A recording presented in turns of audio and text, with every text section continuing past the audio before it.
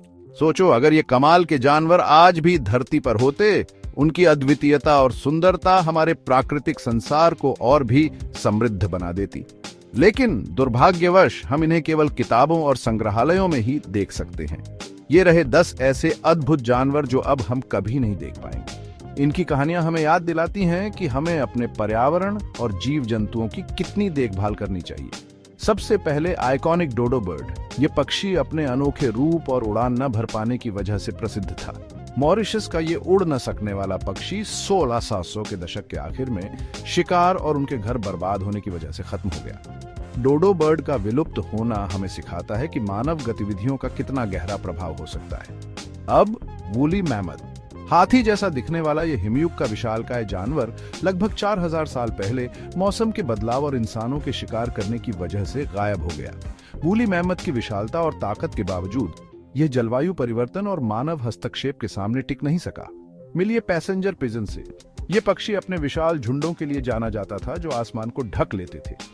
एक समय में उत्तरी अमेरिका में अरबों की संख्या में थे, लेकिन 1914 तक शिकार की वजह से इनका नामो निशान मिट गया। पैसेंजर पिजन का विलुप्त होना हमें बताता है कि कैसे अत्यधिक शिकार किसी प्रजाति को पूरी तरह से समाप्त कर सकता है। टैस्मानियन टाइगर या थाइलेसीन तस्मानिया का एक मांसाहारी मार्सुपियल था। इसकी धारियां और अनोखा रूप इसे पहचानने में आसान बनाते थे।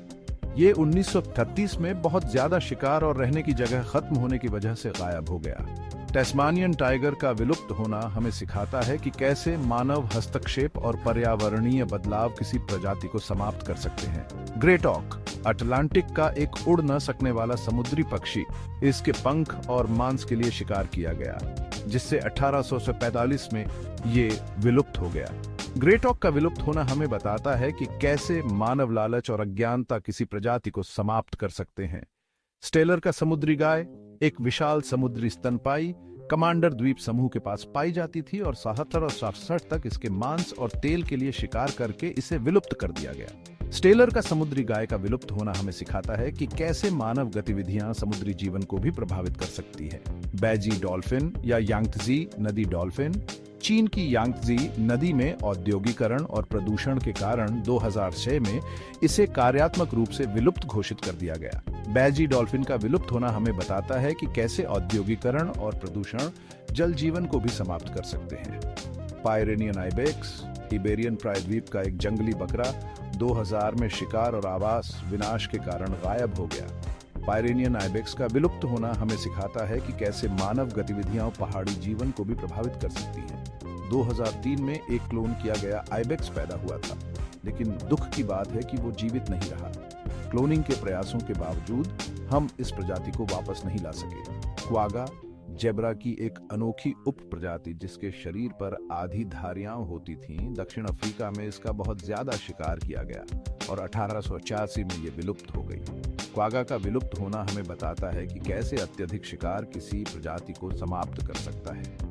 अंत में कैरिबियन मॉन्क सील। यह सील अपने शांत स्वभाव और अनोखे रूप के लिए जानी जाती थी।